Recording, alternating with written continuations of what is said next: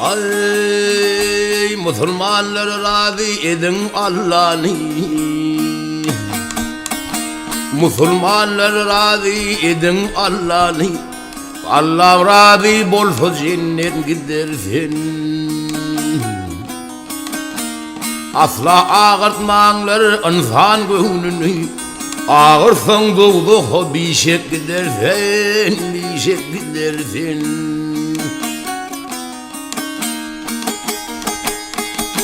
Namazın üstüne çağırsa atan, namazın tamamlap sonra gidersin. Birden balam deyip çağırsa yenin, onun namazın bolup gidersin, bolup gidersin.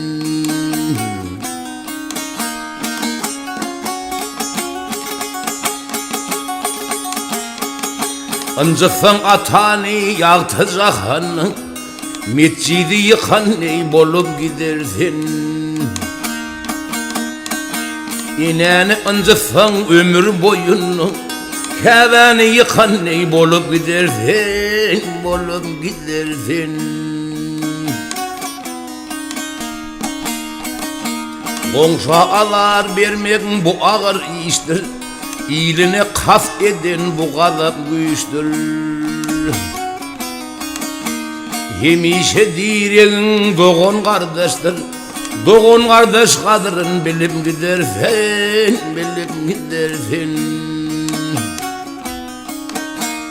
Ağanın iniği bolmaz bakası, mert oğul kıyır ene atan feyesi.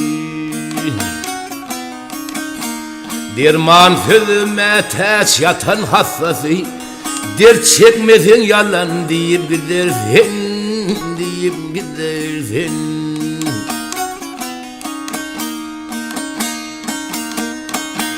Havar alsan yetim yesir halinden, evverilir namısan şirin canından.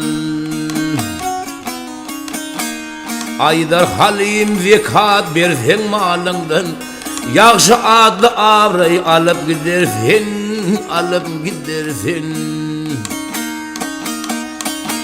Halim Aydar beş farzını bitirsin, ahir yedi iman alıp gidersin, alıp gidersin.